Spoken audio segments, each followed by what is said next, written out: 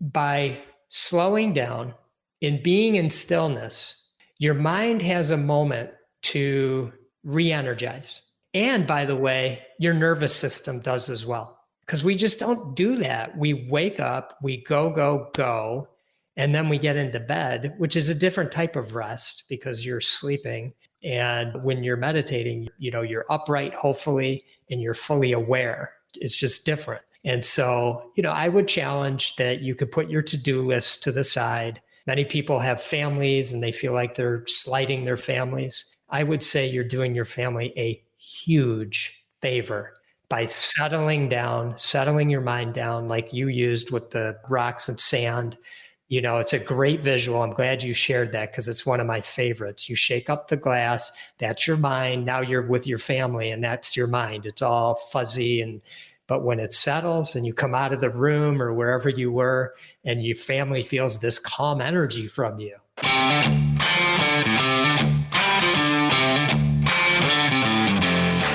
You work hard in your business. On the Profit by Design podcast, we ask the big question.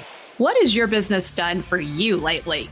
Hi, I'm Dr. Sabrina Starling. I'm the business psychologist, the author of the 4-Week Vacation and the How to Hire the Best series, as well as the founder of Tap the Potential, where we coach entrepreneurs like you to design sustainably profitable businesses that give you more time for what matters most and more money in your bank account than ever. Because after all, we believe work supports life, not the other way around. Weekly on the Profit by Design podcast, we bring you tips, tools, and strategies from our own experiences and from the experiences of our guests who are entrepreneurial thought leaders and real life entrepreneurs, all to support you in making intentionally profitable and sustainable business decisions to live the lifestyle you desire. Hey there, Profit Designers. I want to share something new and different that we are doing at Tap the Potential. For the first time in many, many, many years, I am opening up VIP days with me. So this is your opportunity for us to work directly together. And I'm doing this at the end of the year, the last quarter of the year, so that I can support you in your strategic planning for 2023. So we are going to have just a few spots available, and this will be a small group, so no more than 5 business owners. This will happen during the first 2 weeks in December. And what we're going to be doing is coming together to look at where you are currently, what your vision is, what your goals are, and the critical action steps to take in 2023 to get there.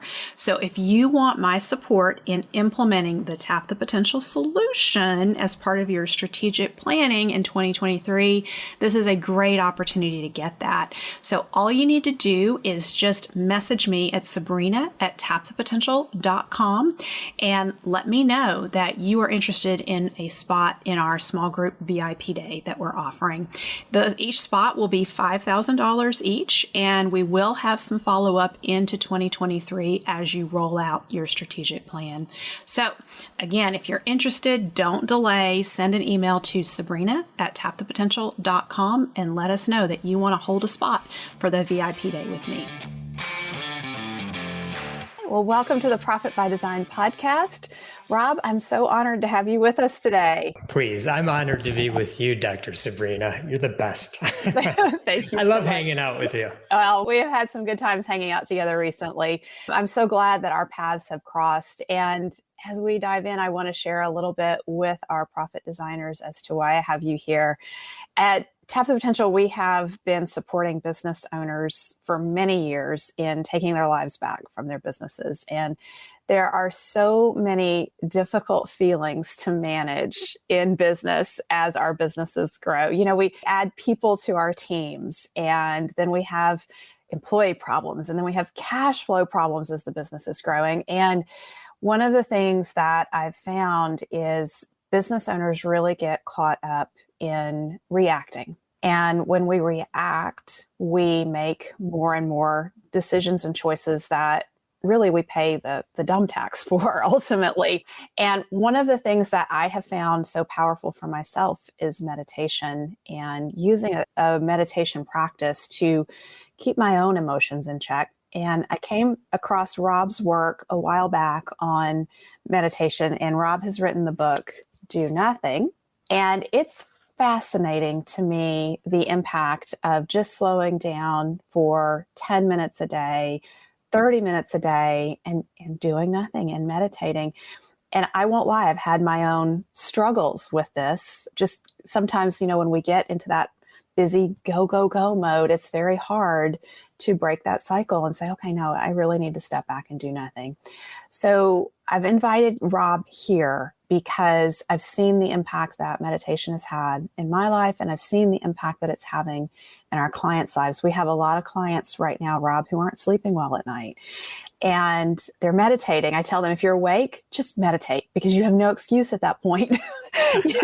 As well. You have nothing else to do and you're awake. So meditate. And that's really, I'm seeing that's helping them quite a bit. And so you're an expert in this area, and I really want you to share with our listeners. And I would love to give your formal introduction too, so people really understand your background and where you're coming from, because you're an impressive leader, and we can learn from great leaders around us. And I think that's what's really interesting, is what do great leaders do? And you have some key things that I think you can share with us. So from blow pops to Forbes Best Small Companies, Rob started his first business in high school selling blow pops out of his locker. In 1991, he founded imageOne with his best friend, Joel Pearlman. imageOne has been recognized as a top 25 small businesses in America on the list of Forbes Small Giants, and Inc. magazine Best Places to Work as the #1 top workplace in Michigan, a national best and brightest company to work for, one of Inc. 5000's fastest growing private companies in America, a positive workplace by the University of Michigan's Stephen M. Ross School of Business, and Crain's Detroit Cool Places to Work. So, Rob, you're clearly nailing this great place to work and being a great leader and inspiring other leaders. Rob is the visionary CEO of the 10 Disciplines for Managing and Maximizing Your Energy, a video-based journey that teaches people 10 fast, simple, powerful, and fully customizable disciplines to manage and maximize their energy and live an optimal life. He's the author of the best-selling book, Do Nothing, the most rewarding leadership challenge you will ever take, and the host of the Leading with Genuine Care retreat and podcast. Rob challenges business leaders and entrepreneurs to look inward with mindfulness and meditation by sharing his own mindful leadership journey. So with that, Rob, let's dive into your journey with mindfulness, and what were some of the early days like for you at imageOne? Well, my best friend and I, as you mentioned, we went from the blow pops in high school, and then we started this company in 1991 when we graduated from college. We didn't know what we were doing, but we were just happy to have our own business. I mean, we were entrepreneurs from the get-go. Now, when we were selling blow pops and some of these other businesses that aren't mentioned in the bio that you read, it was so much fun. I can't even tell you. But when we got into real life business, where we had to make a living, we weren't in college anymore, we weren't in high school. Wow, was it tough. It took our relationship to new levels that we could have never imagined. And when I say that, very stressful levels, because the fluidity of our relationship just changed. And I just have to say, Joel is my, as they say, brother from another mother. So this was very challenging. I also got married a year after I started the business, and my wife, Emily, and I had our first child, William, a couple of years later. So within the span of 5 years, I started the business with my best friend. I got married to my other best friend, and we had a child. And coming off a lot of the trauma that I'd experienced growing up, I just wasn't as good of a person as I needed to be, and really as I wanted to be. I could just feel it all inside of me. I could just feel it. And so I was searching, and I was in my 20s, and fortunately I'm a curious person. And I tried different things. I went to therapy for many years, at least 15 years, which was very useful. Around about 2004, Joel and I actually sold our business and we stayed on. We had an employment contract for 3 years. And then in 2005, that summer, I was at the height of my anxiety, even with all that therapy I'd gone to. And I'd read about meditation in Time magazine. They had an article about it. Wasn't very common those days back then. But I kind of put it to the side because I thought it maybe wasn't for me. But that particular day, I thought about that article, what I had learned from reading it. And I just decided to go sit in a chair and in my house and just kind of sit there for 5 minutes and focus on my breath. I didn't really know what I was doing. I didn't know if I was doing it quote unquote right. And that's what I did. And at the end of those 5 minutes, I'd set an alarm. I felt better. I felt calmer. I felt more ready to deal with things because obviously my problems didn't go away. All the things that were causing me anxiety were still ever present, but I did feel calmer. And I was curious about that. And that's when I really started to look more into what this was all about. And the rest is history. It's been an important part of my life ever since. And it's a daily practice that I have. And as I mentioned, it's been useful. It's a tool for me. Yeah. And I think as leaders, we have so much complexity that we're juggling on a daily basis and all this input coming in. And we have our agenda and our things that we're trying to move forward. And it sometimes can feel like everything is just pressing on us. And I find for myself that a meditation practice, it just kind of calms the water. And I like to think about my brain as this jar of water with some rocks in it. And if I've had a hectic day or a hectic period of time, that jar can get shaken up and the water is cloudy and muddy. And there I am trying to make good decisions and be present with others. And sometimes it can feel like there's a wall between me and the people that I'm trying to communicate with. And I really feel like it's just that cloudy, fuzzy thinking from just too much stimulation in life. And the meditation practice really just settles that down. It allows that water to become clear. And like you said, the problems don't go away. The challenges don't go away. They're all still there, but there's a different way of relating to them. I'm curious, as you started your meditation practice, was it something for you where, okay, you did it one day and you had a great effect. It had a great effect. You felt different. How did you build it from there? Well, I want to be the star student. So I found somebody who could teach me. So I just Googled, or I don't even remember back then. I think there was Google in 2005. I searched out a local meditation teacher. Turns out she was a psychologist. She used meditation for some of her clients. So I went to meet with her and she asked me what I wanted to talk about. And I said, I really just want to learn meditation. And so she said, okay. So she grabbed the 2 chairs. We sat across from each other and she took me through the process. And let's just say it was another 5 minutes, like before, maybe 10. And at the end, I said, how did I do? And she said, you did great because there's no wrong. It's all right. And I said, okay, but I'm coming back because I want to be the best student you ever seen. And I came back. She said, you don't need to, but I did. And we did the same thing, like exact same thing. And I said, how did I do? And she said the same thing. And I said, I get it. Okay. This isn't something to strive for. I don't need to be great at this. It's just a practice. And every day for over 20, for going on 20 years, it's a practice. And it's just bringing yourself back to the present moment and recognizing how actually beautiful that is. Mm-hmm. I'm imagining that you probably had some of the same struggles that most of us have when we meditate. We have this idea that we're supposed to clear our mind. Yeah. And we should have no thoughts. And then I know for myself, I feel like, well, I'm thinking I must be failing. I'm not doing this right. So could you speak to that, Rob? Thanks for that question, because that's probably the most common thing. So actually, it's the opposite. We just want to be aware that we're thinking. Our minds are just wired. It's, scientifically shown, that we are thinkers. Our minds are always going. It's on the lookout for us and wants to protect us. Our ego, good ego, not so good ego, is always there. kind of, part of the conversation. And so when we sit and meditate, we just notice that I'm thinking. And when you notice that, you just became aware. And if you are able to bring yourself, this is part of the practice, to your breath, focusing on your breath for any amount of time, might be 5 seconds, 2 seconds, could be 2 minutes, and noticing that you are in the present moment, right here, right now.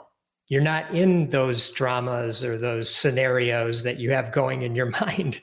You're off somewhere into the future or somewhere in the past. Those things aren't actually happening right now. You're actually sitting maybe in a chair or on a cushion or laying on a bed or whatever. That's what's actually happening right now.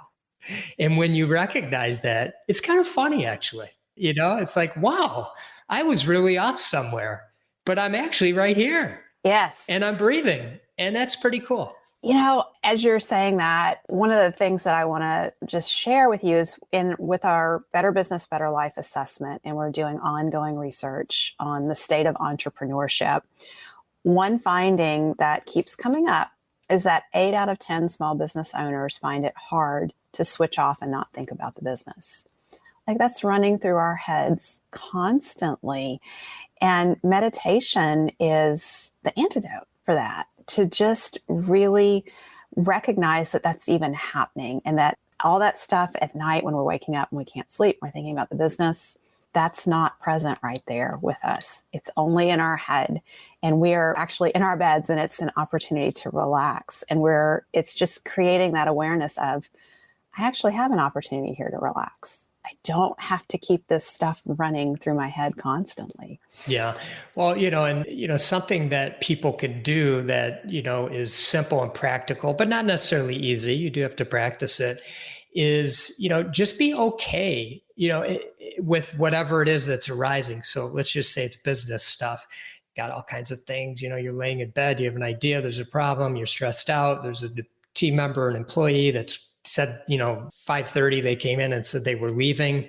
What are you going to do? How are you going to replace them? It's 2:00 in the morning. There's nothing you can do at that moment about it, yet you can't sleep, which makes total sense. So the practice is just allowing those thoughts to float by, like clouds in the sky, and just kind of notice that, bring that visual that thought's a cloud.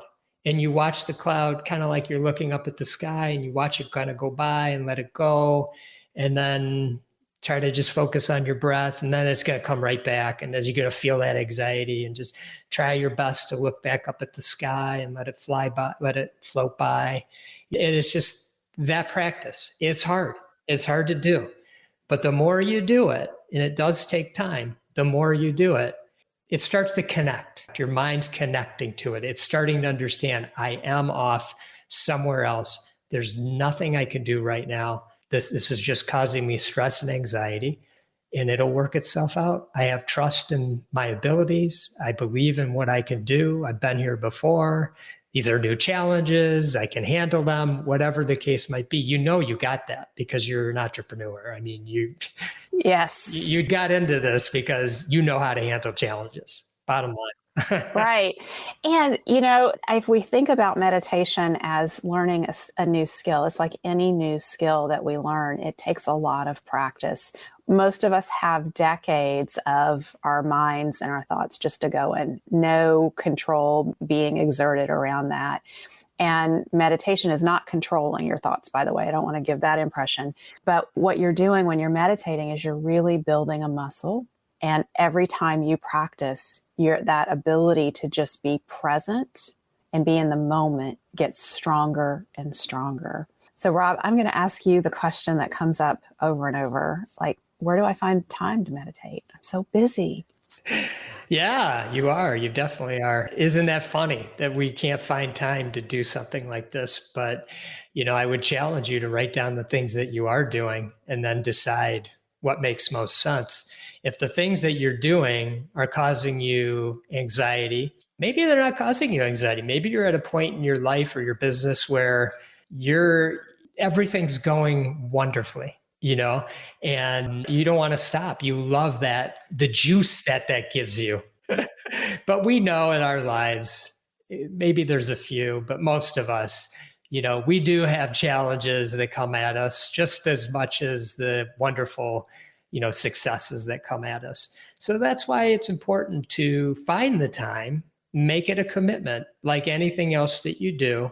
I won't preach it too much because I think your listeners know enough about habits and, things like if you're going to work out, you pick a time of the day and you try to do the same thing, those kinds of things. So I won't do too much of that.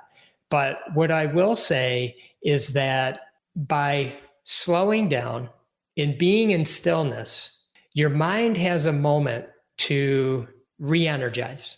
And by the way, your nervous system does as well. Because we just don't do that. We wake up, we go, and then we get into bed, which is a different type of rest because you're sleeping. And when you're meditating, you're upright, hopefully, and you're fully aware. It's just different. And so, I would challenge that you could put your to-do list to the side. Many people have families and they feel like they're slighting their families. I would say you're doing your family a huge favor by settling your mind down like you used with the rocks and sand.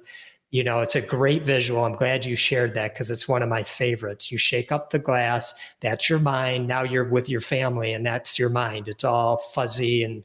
But when it settles and you come out of the room or wherever you were and your family feels this calm energy from you, oh, what a gift you're giving them for that 15, 20, 30 minutes that you just took away from them. Believe me, they're going to really appreciate it.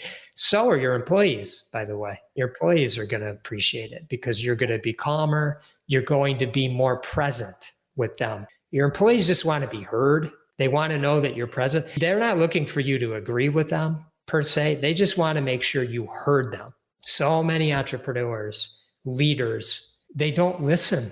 We're not really, really listening.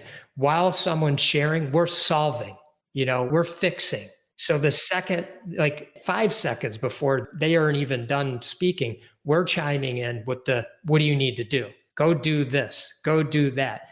That's not lifting up your team. That's not lifting up your employees. Give them your full energy. Pause before you answer. Just pause. Try it. Just count to 5. It might feel uncomfortable, but do it and see what arises for you.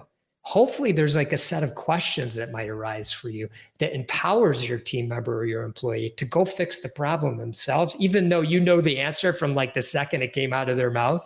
You didn't really do them any favors if you gave them the answer. So by taking that time to settle down and be still and do a meditation, that can be the result of what the people around you feel, just a different energy. I think this is so powerful because I think often we're not aware of our presence and its impact on others. And so when we're in reactive mode, we're in fight or flight, and we are giving off energy that is fight or flight energy, and it impacts the people around us. Years ago, when I worked in community mental health as a psychologist, and I would get called out into crisis situations, I'd have to go to the jail or the emergency room because someone was homicidal or suicidal. And walking into that situation, there's family members around who are stressed. The individual is stressed. And before I would walk in the room, I would take 3 deep breaths and I'd walk in with that calm presence, and it would settle everyone down. And the situation was much easier to manage. But if I flew out of bed because the pager went off, got in my car and drove really fast and ran in there, I'm just bringing in that same fight or flight energy and just adding to the mix of the chaos. And so I want to invite our listeners to just play with this a little bit. Before your next conversation with a team member, take some deep breaths. Breathe deeply while you're talking to them and watch the impact, because we have our mirror neurons, and the other people will pick up on that. And what you shared about the space, like when you just leave a space, that allows other thoughts to come in. And for us who are leaders, like you said, we should be asking the powerful questions that get our team members to think and solve the problems. And if we are not in a calm, present state, we're going to go into, let me fix it, and completely miss the boat. And that's when we do that, that's where we pay the dumb tax. because we create more and more problems where just simply slowing down. In the book, you have a quote from Tim Ferriss about how he relates to his meditation practice. And I think for anybody who just says, I'm too busy, I can't figure out where to fit this in, or, I just didn't have time today. Ferriss says there's a big payoff. When I meditate consistently, my reward is getting 30% to 50% more done in a day with 50% less stress, because I've done a warm up in recovering from distraction. So I just think it makes us more effective. Yeah, it definitely does. In life, it's how we show up. It's, how you greet the barista at the coffee shop. It's how you react to the circumstances when, you get caught off in traffic, or, somebody flips you the bird or something like that. It's things as simple as that, and, more complicated when you get into the people that are closest to you in your life, whether it be your employees or your family. And one of the things that I think is so great that you brought up was, just the breathing. I always you reminded me of something that I like to share, which is, when you're young and you're a child and you're having a tantrum, some parents will say, calm down, take a deep breath. So we're advising our children or our grandchildren to calm down. Why are we telling that to them? What do we do when we have a tantrum? Because we have adult tantrums. They show up differently. Sometimes they're suppressed inside of us. In other words, the tantrum's going on inside here. But other than the energy, it's not coming out in tears or, rolling around. It's not coming out the way. Children have so much to teach us about that. And then you watch the child, if they listen, and sometimes they don't, but if they listen and they're trying so hard to calm down and okay, I'm going to breathe, and you see them start to calm down. That's the same human you are. You're just older, hopefully wiser, but are you? I don't know. Let's not forget that these kids are teaching us something, and here we are teaching it to them, but not practicing it ourselves. I know I like to take deep breaths during the day. And sometimes my wife will say something, I'll just be doing something and I won't even be thinking about it. I'll take a deep breath and she'll say, is everything okay? And I'll say, no, I had something going on in my head and I just needed a breath. And it really helped me release, not release the problem or the change, it helped me kind of get a moment and be calm.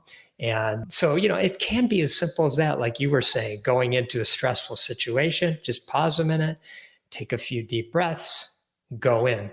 So very powerful. So I know that this is not just for the business owners, that our team members need to hear this information too. Like, we're all humans. We all have the same challenges. So what are some ways that a business leader can introduce this to their teams? Well, that's a great question.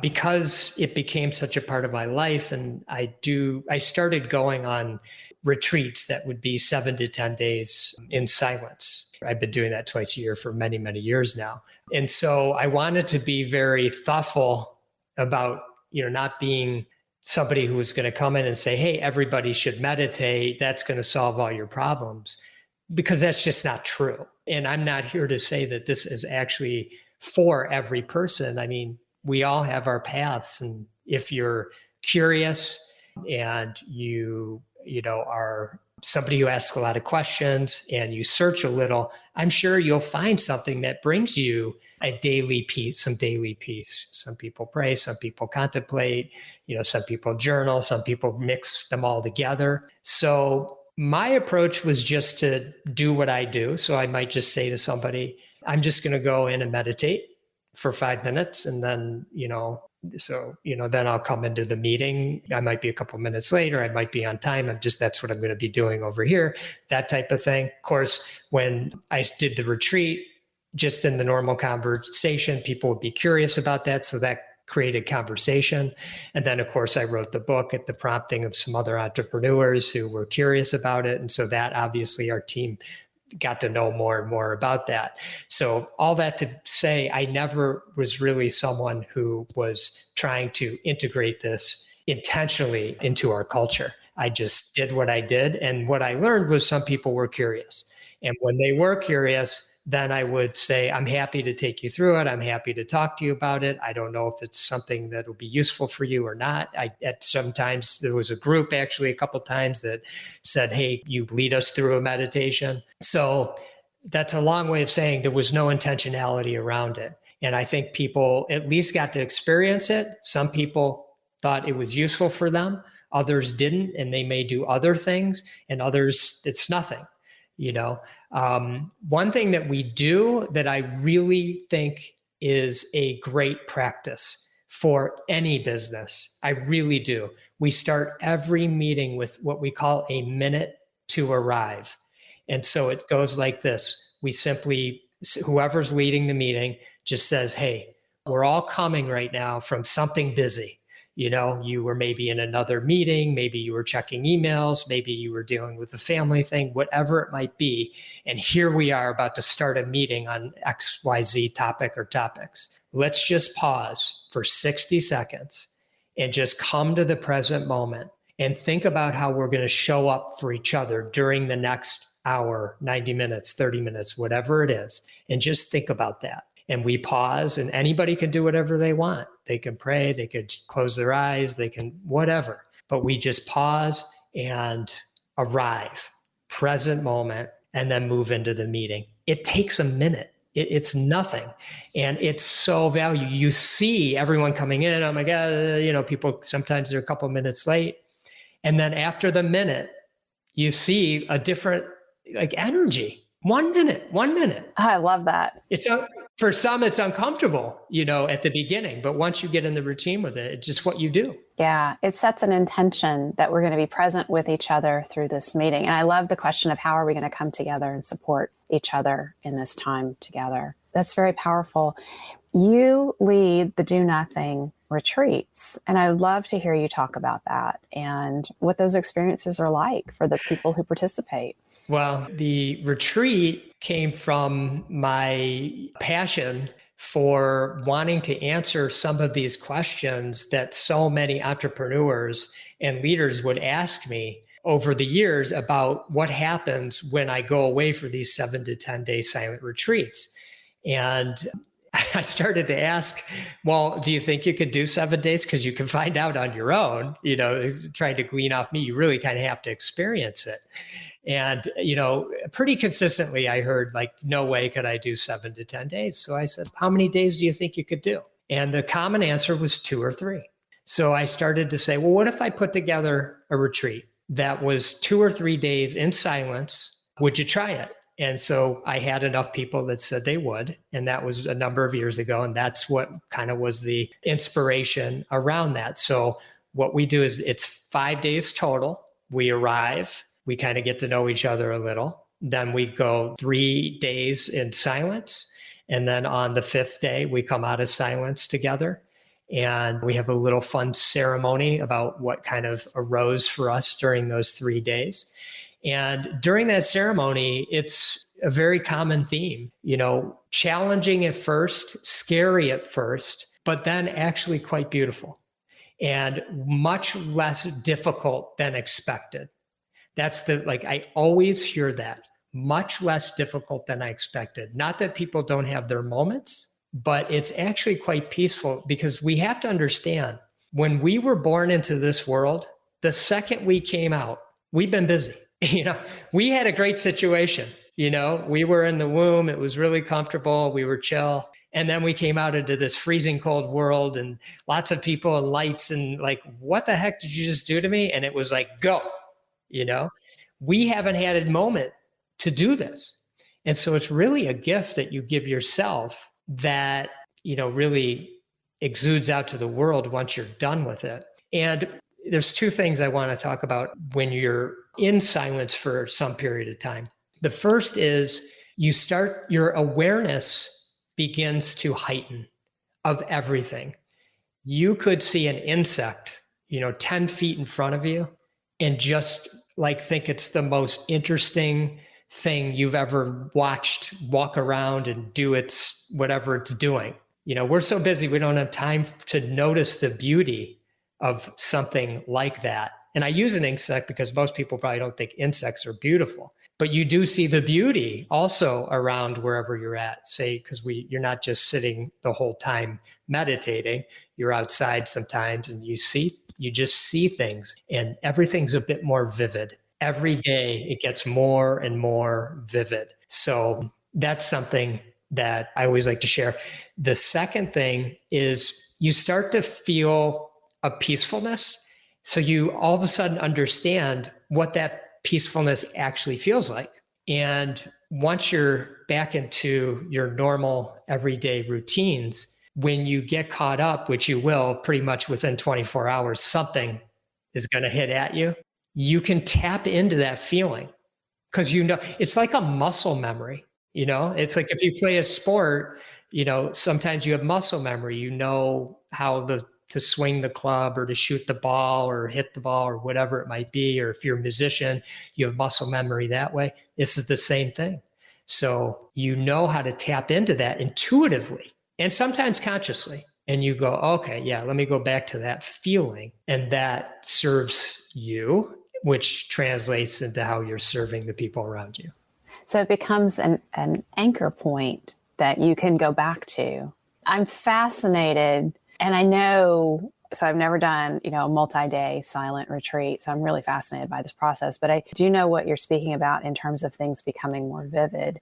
In our Breakthroughs retreat, we gave a space of about, I think, 15 minutes out of just one of the busy days. And we told our participants, go sit outside, just go wander. 15 minutes, don't talk to each other, just find a spot that makes you feel happy and just be there. And we all came back together, and one of our participants commented, he said, I've been here for 2 days and I hadn't noticed there were ducks out there.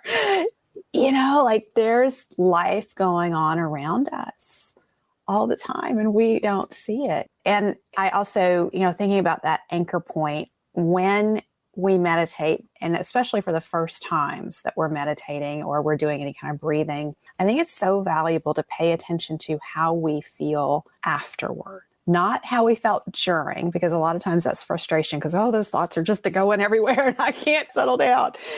But even if you have that experience, when you come out of the meditation and you pay attention to how you feel, usually you feel different and usually you feel better, even if it wasn't a perfect meditation where your mind turned off. And it's that awareness that we can go back to. And like your wife notices that you take those deep breaths. That's just a non-conscious way now, probably for you just to ground yourself and get centered. And it's starting to happen automatically. And so for those listening who are like, well, Rob's been doing this for 20 years. I don't know if I could ever get to that space. I don't have 20 years left. You start now and just build up and practice, and it will come, and you will find that it becomes more and more of a habit. And at some point it becomes something that you don't want to skip because people notice. Like, I'm sure people around you notice if you miss your meditation for a while. There's a different energy from Rob. You're not going to believe this, but I don't miss it. I do believe that. I literally have not missed a meditation, even when I've been sick. I don't know what it is, but that's just me. But you're right. I do think if people do miss, I have actually a close friend I don't know if you know Bo Burlingham, but I know you know of him. Yeah. And he has a meditation practice, and he always talks about how his wife will notice when he misses it. She'll say, Bo, you need to go meditate. Yeah.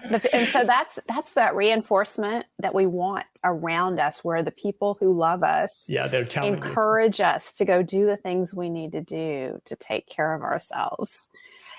As we wrap up, I'm just curious, if you were to go back and talk to yourself, 20 years ago or 21 years ago, and share something that would be very powerful with yourself back then about what you know now, what would you share?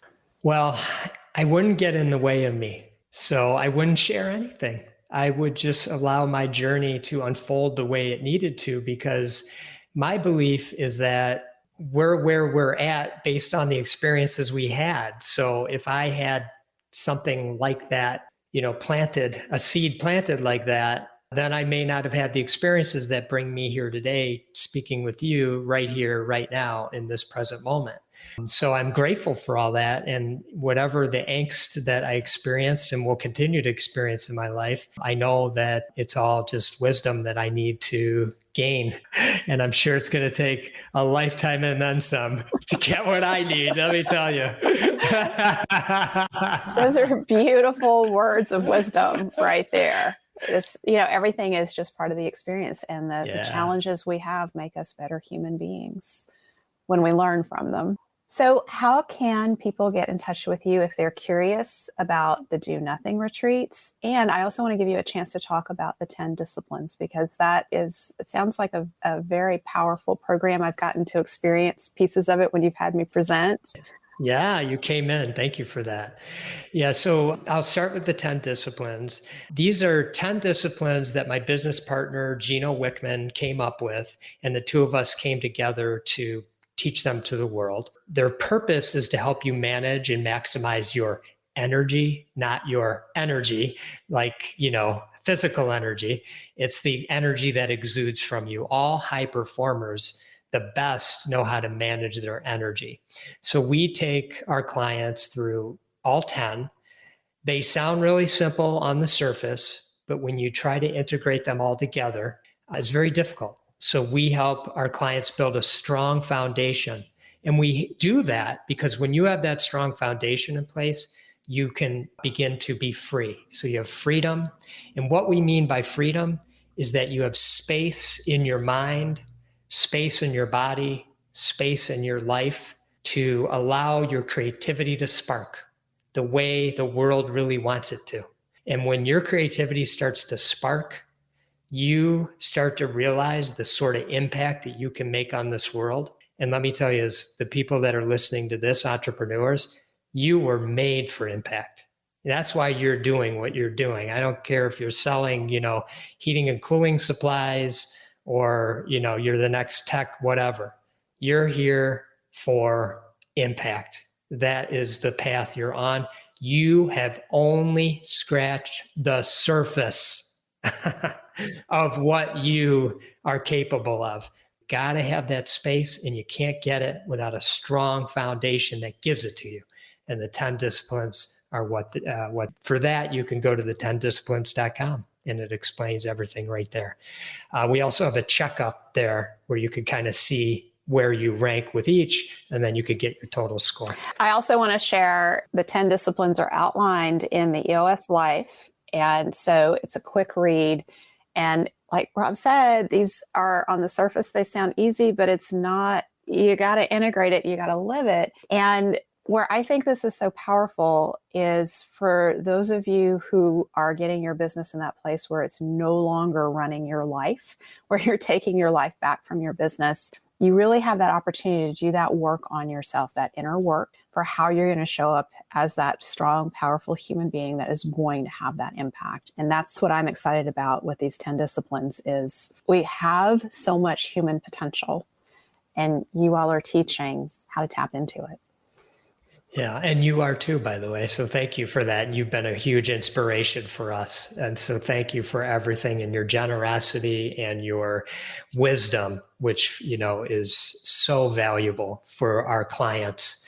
And so I appreciate you for that, Sabrina. Thank you, Rob. And you were going to talk about the retreats as well as how people can get in contact with you. Yes. And the retreat, you can go to donothingbook.com and it'll be right there, right at the first page.